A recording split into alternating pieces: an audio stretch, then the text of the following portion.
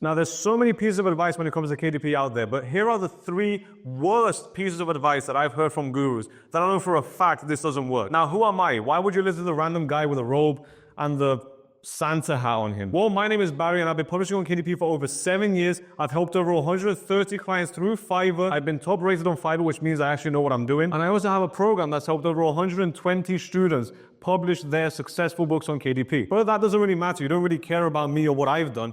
What you care about is yourself. Obviously, I understand why. You want to make money. Doesn't matter how much money I make. You want to make money. So I'm going to show you the 3 mistakes that you definitely want to avoid. Doesn't matter who the guru is, even if it's me. If I ever say any of these, ignore me, run away, unsubscribe from me. But these are the 3 mistakes that you definitely need to avoid with Amazon KDP. So if we want to understand how to make money with our book, first we need to understand the customer journey. Now here I'm going to attempt to draw a brain. This is probably not a brain, what a brain looks like. But let's just say this is a brain. You know it's a brain because I told you it's a brain. Now, when a customer is shopping through Amazon, their brain is going to create 2 separate categories of books. So let's say this customer is searching for a dog training book. There's a terrible marker. I'm going to change the marker. There we go. Perfect. So your brain is going to separate the books in 2 different categories. One of these categories is going to be the good category, and the other one is going to be the bad category. This is basically how every single customer journey works. Now, the thing is, this bad list is going to be way bigger than the good list. So if you're scrolling through page 1 for all the dog training books, I spelled it wrong, but that's okay.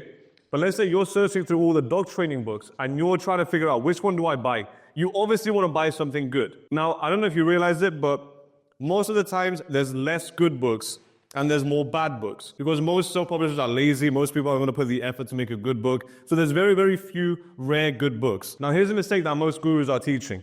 What they're teaching is go take a look at the good books, find one that's selling, and here's what you should do. You should copy the book cover.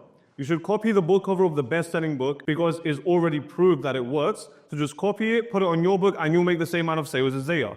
That's not how it works. That's probably the worst piece of advice I ever heard in my entire life. Because here's the thing, when they start separating these 2 categories, over here, they're going to put all the copycats. They're going to put all the low-value books. They're going to put all the unprofessional books. So maybe they have very bad formatting. Maybe they have negative reviews, so low value. They're going to put all the unattractive books. I don't know if you can see from the reflection, but I'll try not to write here because I think there's a reflection. But in this category, they're going to put all the really, really bad books, all the terrible books.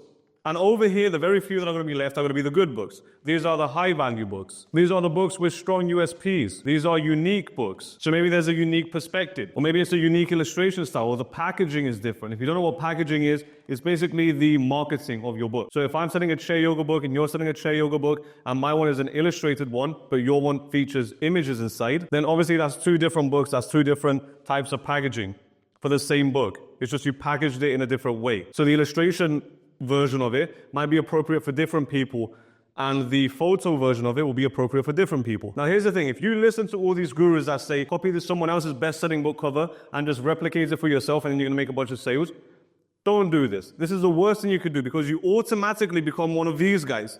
You automatically become the copycat. You automatically become the unattractive book covers, just the knockoff version of it. And I know this to be true because I've had a bunch of clients create super highly successful books with me. And then people started copying their books and they weren't able to sell as many as my client because they weren't the original one. They were just a copycat. No one wants to buy the copycat. And you can tell they're the copycat because usually the original book has more authority. And when they have more authority, I'm going to write it right here, but if they have more authority, then obviously they're going to make more sales and they're established, they're ranked very well, their indexing is correct. They did all the hard work. You're not going to copy a book cover and then now you're going to make the same amount of sales because you just copied their book cover. Never copy someone's book cover. You don't want to do this. There's something else that you want to do. If anyone tells you just copy the best-selling book cover, don't do it because you instantly become the knockoff version of this book. Now, here's what you actually want to do. Here's what I do and how I help clients become authority figures within their niche. So it's very simple. First of all, step 1, you obviously want to get a pile of best-selling books in your niche. So let's say you only have 5. So you have these 5 books. What you can do is you can go through each one of these and you obviously want the best-selling ones because they're the ones making sales. You're not going to try and copy or get ideas from someone who isn't making sales because they're not doing something correct. They're not achieving the outcome that you want to achieve. So obviously your outcome is to make more sales. These are the books that are making the most amount of sales in your niche. Now, by the way, sales, I would count as at least one sale a day. If these books or some of them, it doesn't have to be all of them, but if this guy's making a sale a day and this guy's making 10 sales a day, 5 sales a day, 7 sales a day, 20 sales a day, that's great, because there's a variation of sales happening per day. But as long as they're all making one sale or more per day, then great. They're the strong competitors. They're the people in charge of the niche. They're the books that are selling within the niche. And what you can do is you can start extracting things from the niche or from the book covers. So maybe you're in a female niche, a niche targeting females. And you can see that consistently across these book covers, they're using pink and purple. Great. So if you want to stick within the niche, you can just pick pink or purple, and you can use that for your book cover. But you're not going to come and copy this guy's book cover and replicate it for yourself, and then publish your own book as a knockoff version of this guy, even if it's not in sight. Because if I show you two of the very, very, very similar book covers, you automatically think it's the same book. Just like if you don't know anything about Ferraris, and I show you a Ferrari 458 and a 488, you think it's the same car if you don't know anything about cars. Obviously, if you know things about cars, you're going to understand the differences. But anyway, let's just say they're all using pink and purple. Great. I want to use pink and purple with my book cover. Let's say they're all using sans serif fonts. I might want to use sans serif fonts for my book cover. But here's the thing. We extracted what we liked within the niche because we understand our marketplace. We understand the market, what the market is attracted to. We're making a book cover that's attractive to the market. No one cares if it's attractive to us. We're not the ones buying the book. The marketplace is buying the book. So you're making a book cover that's attractive to the marketplace. So we're going to extract what's already working, and then we're also going to adapt. This is the important part. This is where you stand out. Because if you adapt, that means you're making something unique. Now, what do I mean by unique? This can be something as simple as your illustration style.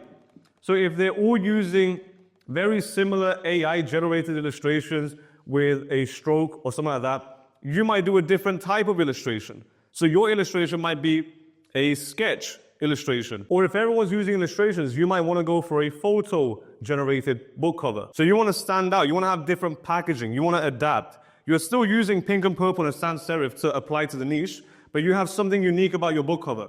So automatically, when the brain separates two books, you're not in the knockoffs or the low-value books or any of them. You're in the unique section because there's something different about your book. And I know this for a fact because around 4 years ago or 3 years ago, I published a chair yoga book for seniors. And everyone had photo-generated book covers and photo interiors. Now, what I did is, I wasn't all that great with KDP, to be honest, back then. But what I did is I said, you know what? I'm just going to do a full illustrated book. It cost me a lot of money. I believed that it was going to succeed. And then November came, I published it, not a lot of sales. December came, not a lot of sales. And then January came. And that's when everyone started putting their New Year's resolutions, and I started doing the adverts a little bit more correctly. And then that book ended up becoming an authority in the niche. And it was making around 1,500 net profit per month from this chair yoga book. Why? Because it wasn't better than anything else that was out there. It was just different. It was an illustrated chair yoga book for seniors. Obviously, now if you go in that niche, everyone's doing illustrated ones. But when I published in that niche a few years ago, no one had illustrated ones. I think Rockridge Press had one, but it was more targeted. It wasn't as trendy as my one. It wasn't as new and vibrant. It was more like dull. But obviously it was for seniors, so it makes sense. But anyway, if your book cover is unique, that's going to be determined by you, how you're going to make it unique. Obviously, understand your marketplace. I'm not going to tell you how to make a unique book cover for your niche. You need to go do the research for your niche. And then you're going to know how to make a unique book cover. So if you can extract what's already out there and apply that to your book cover, and you can also adapt and make a unique book cover, it can be in many different ways. Maybe use a different font, different illustration style, different angle. There's so many different ways you can do it. Be creative. You're creating a book, you're creating a product, just be creative. But once you have that, great. You have a book cover that stands out within the niche, and then when people are scrolling through Amazon to figure out what books they're going to buy, they're going to pick your one. You're going to be in the good list. Now, whether they actually buy your book, that's other factors that come into play. But The first step is to actually be on the good list. If you listen to all the gurus that say just copy the bestseller, you're going to be on the bad list. I'm not saying it's impossible to make money if you copy the bestseller. I'm not saying you're going to lose a lot of money. I'm not going to say you're going to make zero money.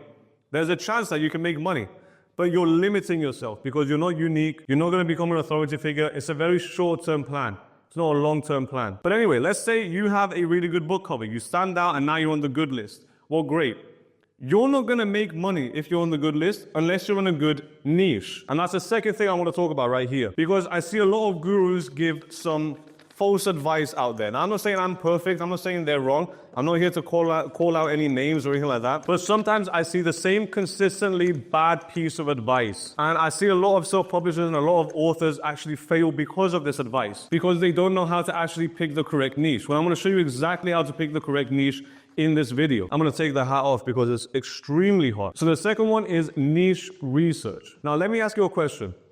Why are you publishing in the niche that you're currently publishing? If you have a book on Amazon KDP, I'm not saying if you're about to launch a book, if you have a book right now on Amazon KDP, why are you publishing in that niche? What made you publish in that niche? Well, it can be one of two reasons. It can actually be many reasons, but I'm going to boil it down to these two. The first one is you did manual research. What do I mean by this? It means you went inside the niche, you found the niche, you extracted things from the niche, you understand the niche, you understand the customer. If you saw my previous video, I'll leave a little eye thing that just popped up there. That's going to show you how to understand your market, understand your customer, so you can actually give them what they want. Because if you're not doing that, you're not selling anything worthwhile that's going to make you money. But anyway, that's a different subject. You probably did manual research. If you did manual research, then you figured out that, oh, I can make some money in this niche. And then you decided to publish in this niche. Another thing you might have done is you might have used software. Now, here's the thing with software.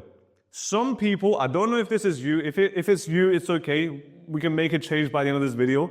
But some people rely 100% on software. Now, here's the thing. The whole point of software is to show you if there is demand in a niche. If you don't know what demand is, it's basically, are people buying the books in that niche? If I search dog training book for kids, and I see a bunch of dog training books for kids, and a lot of them are selling, that means there's demand. It means there's money in that niche flowing. There's people giving publishers money. So obviously, if you make a new book and you go in that niche, then you can get some of that money if your book is good, if you know what you're doing. If your book is terrible, you're still not going to make money. It's as simple as that. But anyway, some people rely 100% on software. Do you know what that means? It means they're searching a random word. The software shows them a little green button, and they say, oh, well, the software showed me green. I'm going to publish in this niche. And that's it. They save their money. They invest a bunch of money in ads, making the book, promoting the book, getting a designer for the book cover, formatting. They're doing everything. They're paying for everything because a piece of software showed them green. That's how most self-publishers operate. Now, here's the thing. You don't actually need any software to publish a successful book. I'm not saying using software is bad. It can be very, very helpful, especially if you know how to use the software. But I'm saying you don't need software to become successful. You can do it with manual research. And manual research is actually much deeper research because I'm going to show you how to actually find a profitable niche. Because this is one of the questions I get asked every single day. Every single day, someone says, Barry, tell me a profitable niche? How do I find my profitable niche? Give me a list of profitable niches. If there are any books that are in a niche that are constantly selling, that's a profitable niche. As simple as that. Now, here's the thing. Here's what most people just completely forget, completely disregard, don't even think about. It doesn't matter if the niche is profitable. What do I mean by that? I'm not saying you're going to make money in unprofitable niches. Obviously, find a good niche with demand. But if you find a good niche with demand, great. That's one piece of the puzzle. But there are two pieces to the puzzle for you to make money. In fact, there's more pieces, but there's two main pieces when it comes to niche research. First of all, you need to find a niche with demand. Obviously, the higher the demand, the more money you can make. So if you find a niche where there's like 5 books, if these are all cookbooks specifically for college students, and there's 5 books in the niche that are constantly selling. So this guy's selling 10 copies a day. This guy's selling 5 copies a day. This guy's selling 1 copy a day. This guy's selling 30 copies a day. And this guy's selling 15 copies a day. Is this a profitable niche? Yes, it is. Because there are multiple people buying multiple copies every single day. So here there's 10, 15, 45, 60, 61 people buying copies a day. This niche is selling 61 copies a day. Obviously, this is a very rough numbers. These aren't real numbers. But there's some niches selling hundreds of copies a day, thousands of copies a day, and there's some niches selling 10 copies a day, or no copies a day. They're not very good niches. So, as long as the books are actually selling consistently every single day, there is demand in that niche. Now, here's the second piece that no one talks about, that everyone seems to just forget about and disregard. It's not really about the niche. I can give you hundreds of profitable niches. It's about your book. Is your book profitable? Do you have a good product? Because this is what you're selling. This is what's going to make you money. This is just telling you, hey, can I make money in this niche? Oh, I can make money? Great. This is going to determine how much money you're going to make in the niche. So this right here, niche research, if there's demand, that's just saying, yes, you can make money, or no, you can't make money. This one here is saying, okay, based on your product and all the other research you did, obviously the video I talked about, little eye thing is going to pop up. If you haven't watched that video, go watch that video. Because if you don't understand your market and you don't understand how to make a better product, you're screwed. I don't know how you're going to make money on KDP, because you're just basically going in blind. But the product is what's important. Not, oh, give me a profitable niche. I'll give you 100 profitable niches. Are you going to make a profitable product? Are you going to make a good product? Are you going to extract all the products that are out there and figure out what's bad about them, what's good about them, and you make a better product? Are you going to adapt? This is what we talked about before with the book covers. It applies to every single part of KDP. Are you going to extract what's good and what's bad? And are you going to adapt your book so you can become the best book in the niche? This is how you do niche research. And personally, I like to do it manually. You can use software. Software can help you figure out broad version of niches.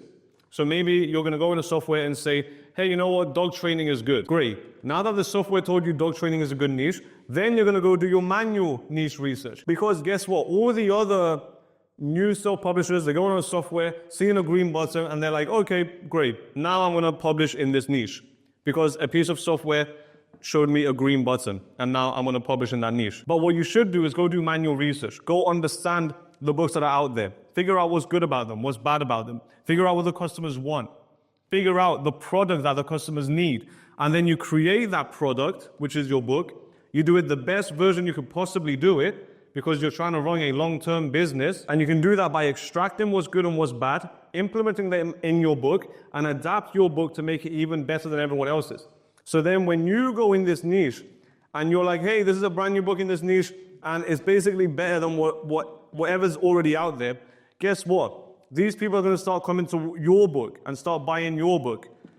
But if I give you a profitable niche and you publish a terrible book, no research, I don't care, I almost swore there, but if you don't care about the marketplace and you don't care about the customer and you don't understand the marketplace, you don't even know what the customer wants, you're just making a random book on Canva because some YouTuber showed you how to make a random book for free, and you think you're going to be a millionaire because you made a random book on Canva for free with no design skills, never published a book before, and now you think you're going to put it on a website and to make a bunch of money, thousands of dollars a month. You're wrong. That's not how it works. There are other research elements that you need to understand. Now, the reason these people are promoting all these softwares is because they get affiliate commissions. If you go on basically any KDP guru out there, I guess I'm becoming a guru as well now. Probably not the best title, but I guess that's what I am now. If you go on KDP Guru's YouTube videos, go in their description. You're going to see, hey, get helium-10, and I'll get an affiliate link. So every time you click on their description and you actually purchase the software that they're promoting, they get a little bit of money. So they're basically making a bunch of money off you from their free YouTube videos because you decide to buy their software or buy the software they're associated with. And they can make some money off you. So to them, softwares are amazing. Now, I'm not saying softwares are bad. Softwares are super helpful. They can help you. But they're not going to completely replace your manual research. And if you think that this doesn't work and you need software, I published a book in July. 0 niche research software. Everything was manual. I also published that book with 0 keyword research software. So I didn't even research the keyword. I paid nothing for softwares. I published that book in July. No keyword research software, no niche research software. And that book has been making me consistently around $1,000 a month in net profit. No revenue, net profit, $1,000 a month or more in net profit. since July. I think it took like 45 days to reach profit. I lost a little bit of money at the start because I was promoting, that's how it works. And then 45 days afterwards, the book was in profit. And then as soon as it was in profit, it was consistently over $1,000 a month in net profit. No software. No one made money off me. No one made money off their affiliate links from me. Why? Because I understand the manual research. However, if you do have the software can be very helpful. I'm not saying you should publish a book without software. I'm saying if you're going to use software, don't rely 100% on the software. Rely on the software to help you out, to guide you, but rely on yourself to actually do the correct research. Understand what's out there, understand your customer, understand how you can deliver a more valuable product in a high demand niche, and you will make money. But if you go on a software and type in, show me the top 10 best niches to publish in, or you're typing dog training book for kids, and a software spits out green, hey, this looks like a good niche. And you're like, well, great. Now I have $2,000 saved up. I'm going to spend it all on dog training book for kids. I'm going to start making my book. Well, you don't even know what book you're making. You don't know how you're going to make your book better. There's other pieces of research that you have to do during your niche research. It's not just about finding a profitable niche. It's about creating a profitable product. Now, here's the thing. You can do the niche research and you can have a best-selling book cover. But if you don't do your marketing correctly, your Amazon ads correctly, then you're screwed. Now, here's the thing. A lot of KDP gurus are teaching very, very outdated techniques. Now, I'm not going to say names. You know who I'm talking about. If you know who's teaching these techniques, I'm not here to judge anyone. I'm not here to call out anyone. Everyone has their own strategies. Some of these strategies can work for some people, but I've tested these multiple times. Now, when I say multiple, I'm not saying I tested it twice and now I'm on YouTube telling you how to run your ads. I've tested this hundreds of times. Hundreds of times. I've had over 100 clients on Fiverr. I was top rated on Fiverr and I left Fiverr so I could show you guys on YouTube. Obviously, as long as your book is good. If you mess up everything before your ads and you run my strategy and it doesn't work, then you need to strongly consider if it's my strategy or if it's your book. Because if it's worked for hundreds of people, why would it not work for you? Unless you did something that doesn't, you get me? I don't know if this makes any sense, but you have to mess up your book in order for the ads to mess up. If your book is not good, ads are not going to help you sell more books. Ads are not going to help you sell a poo book, a very bad book. A book that is poo, a poo book cover, poo interior, no reviews, very bad A+ content. Amazon ads is not going to fix you. It's not a magic pill. But what are the Amazon ads strategies that I'm talking about? I'm rambling on this video, but that's because it's Christmas. Well, here's what most gurus are teaching. Now, again, sometimes it can work. I'm not saying this is impossible for it to work. I'm just saying it can work more effectively. So here's what gurus are teaching. They're teaching to start off broad, and then you want to narrow down. I can't even spell broad. So they're teaching to start off broad and then narrow down. In hindsight, seems like a good strategy because you're going to start off broad, and let's say you're indexing for 100 keywords. If you don't know what indexing means, it basically just means your book gets to show up for that keyword, but maybe only 20 of the keywords are good. So all of these keywords right here are bad. They're not bringing you sales. So what do? You take them away, and then that narrows down your indexing on the second month. So maybe now you're indexed for 70 keywords. Some of them are bad. You take them away, and now you're left with the good ones. And then you do that on the third month and the fourth month. And eventually, you start ending up with super profitable keywords because you're narrowing it down. Now, in hindsight, this seems amazing because, yeah, you start off, you don't really know what you're doing, and then you're slowly cleaning it up. Now, what these guys are teaching, or what these specific gurus are teaching, again, not saying this wrong, I'm just saying there's more effective ways to run ads. What they're teaching is to put hundreds of keywords inside a campaign. Now, here's what happens. If you have hundreds of keywords inside a campaign, 15, maximum 20 of these keywords are actually working. If you have any campaigns with hundreds of keywords, pause this video, go inside your campaign, open up your ad group, go inside your targeting, and look at your hundreds of keywords. How many of these keywords actually have impressions and clicks? How many of them are actually working? Have you got more than 20 keywords with impressions that are working inside this campaign? Probably not. And if you are, I guarantee you don't have more than 50. Most of the keywords are not even working if you have hundreds of keywords inside a campaign. You want to separate your keywords so you can have way more control. Don't put more than 20 keywords in a campaign. Otherwise, you're losing control. You don't even know how to allocate your spend or how to organize anything. Hundreds of keywords in one campaign is insane. I don't know how you organize this. You're basically just hoping something will work. You don't even know if it's gonna work. You're putting hundreds of keywords and you're saying, God, please, I hope at least 2 or 3 of these keywords bring me a low ACOS. That's how you're running your business. Or the people that are putting hundreds of keywords. So hundreds of keywords, probably not the best idea. Another very terrible thing that I see, and again, sometimes this can work. I'm not saying this never works and I'm a genius and I know everything. I definitely don't know everything. I'm only sharing what I've learned from experience. And I spent over 40K only on Amazon ads, testing out different strategies, testing out all these things that I'm talking about, hundreds of keywords and everything I'm talking about now. I spent over 40K testing it. And I've seen what works and what doesn't work and what techniques are outdated and what actually works today. So another thing I see is people promoting automatic campaigns straight away. Probably not the best option. Now, it's very hard for me to go in depth. This is going to be an hour video if I explain how automatic campaigns work, because you need to understand how the algorithm works and how it expands your reach and how it tracks the data, all of that. It's another completely different video. If you want to know how automatic campaigns work, let me know down in the comment section down below, and then I'll make a video for you explaining exactly how automatic campaigns work. Because if you understand how auto campaigns work, you will understand why this is probably not the best strategy. But if you start with hundreds of keywords and an automatic campaign, which basically says, Amazon, read all my metadata, and then you just figure out where to put me. You can figure out the keywords, you can figure out the products, you can figure out everything for me. Here's a bunch of keywords and here's an auto campaign, do everything for me. Now here's the problem. Because you're starting off super broad, most of the keywords are not gonna work. Which means most of the keywords you are giving Amazon or Amazon is showing your book for are costing you money. So you might lose $1,000 right here.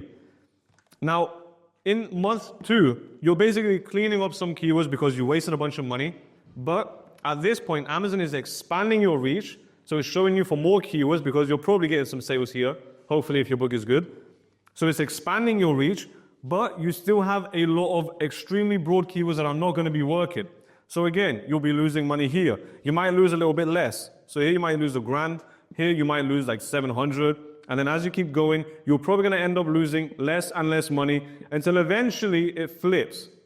Now, when does it flip? It flips when these original keywords that you gave Amazon, it flips when you get rid of most of them, because most of them are super broad. And because they're so broad, because you gave it hundreds of keywords to work with, you gave it automatic campaigns, you're probably using down only as well, which is definitely limiting you for your reach. If you're doing that, especially when you launch a book, then most of the keywords you are targeting are not relevant. They're going to cost you a bunch of money. You're going to have to negative exact them, and you're basically just wasting your money. So if these are the keywords that are bringing you money, all of these keywords are the ones that are costing you money. So you just end up wasting so much money on ads, which is usually the reason everyone says, Barry, Amazon ads is so expensive. Amazon ads is expensive. Well, I run Amazon ads and I've lost maybe the first month. I lost 700 euros the first month. And then within the 45 days it became profitable. So I only lost 700 euros the first month with my strategy. And then I think second month I made like 300. And then after that it was consistently over $1,000 in net profit per month. 1 month it was 1,200, 1,400. And obviously it's still making 1,000 to this day. Now why is it? Why is it that I was able to do this different strategy? Well, this is how I run my Amazon ads. I don't start off broad and go down. I switch it. I start off extremely narrow and then expand to do more broad campaigns.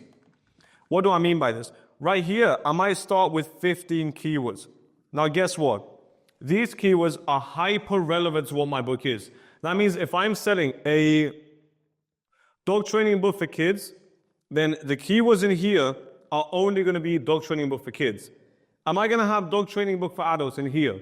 No, I'm not. But if my book is dog training book for kids, I'm going to have in here dog training book for kids, dog training book for kids with illustrations, dog training book for kids ages 8 to 10. And I'm going to run only super targeted keywords because this does 2 things for Amazon. The first thing it does is it teaches Amazon what my book is about. Because as I start gathering sales for my highly relevant keywords, because if I'm not getting sales for my highly relevant keywords, where else am I going to get sales? If someone is searching for a dog training book for kids and they click on my one and they don't buy, then my book isn't good enough for that niche here. I still need to go do my research, update my book, make a good product, and then I can start running my ads. But anyway, it teaches the Amazon algorithm, but also you're spending money on relevant keywords. You're not relying on hundreds of keywords in a campaign. You're not relying on automatic campaigns to hopefully bring you something that works.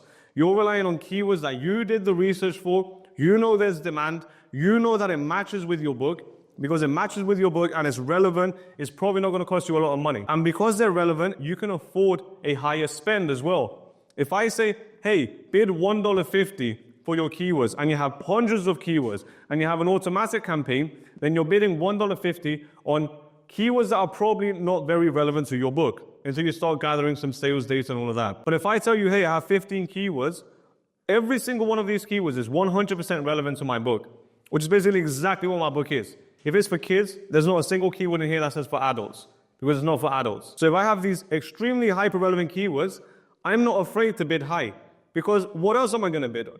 They're the only relevant keywords. That's why I'm not afraid of bidding high. Now what happens? What happens is most of the keywords, most of the sales are going to be good, because you gave it relevant keywords. So there's going to be very, very, very few keywords that you're going to need optimizing. Usually, I don't even optimize my first month. If I am, I might take away 2 or 5 keywords or search terms, not keywords. So there's very little optimization. Well, guess what? You're getting sales for relevant keywords. Amazon starts understanding what your book is because of the sales that you're getting for the relevant keywords. And because of that, it starts expanding you in month 2. So now you're getting more sales. You're expanding for the correct keywords. And then you still might have some negative keywords.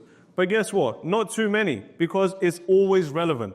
So, as your spend grows on Amazon and as your book grows, then there's very, very few keywords that you're going to have to negative target. So you might end up losing some money here because you have 0 sales data, no one knows your book, you're still gathering reviews.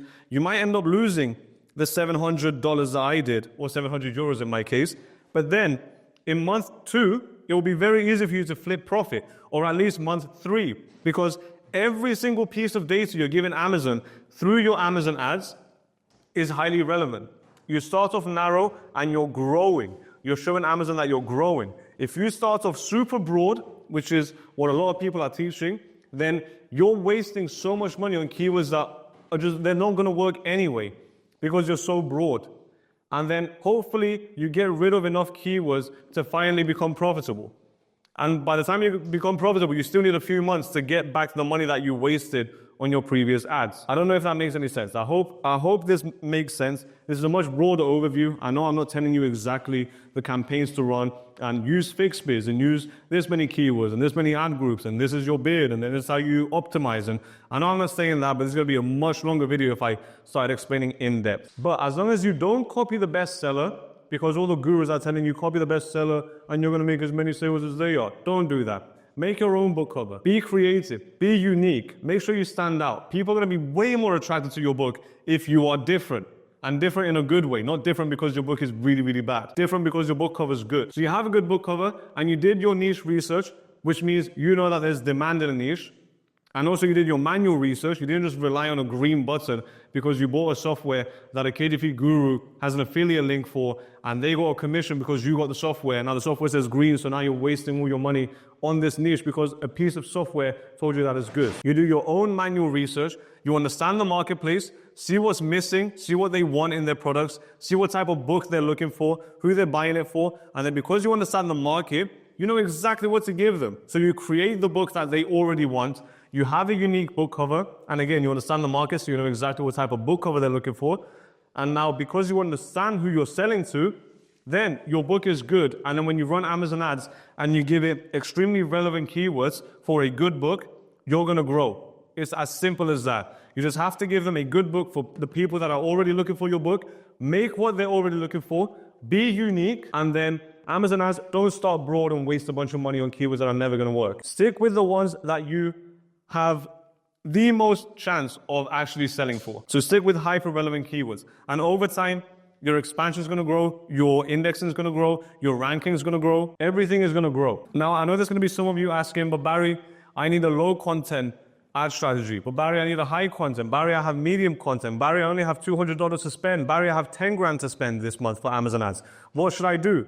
Well, go through the channel. I have a bunch of different ad strategies depending for you. I have a low cost one and a high cost one. You can go through the channel and find it. And if you want to discover exactly how I publish my books from start to finish, and I'm able to get them to over $1,000 a month in net profit, and I've helped a bunch of people do this as well. If you want to know the formula, just go in the description or the first pinned comment down below. You're going to see a link, click on the link, that's going to help you out. And yeah, if there's anything specific that you need help with, just leave a comment down below and I'll make a video for you.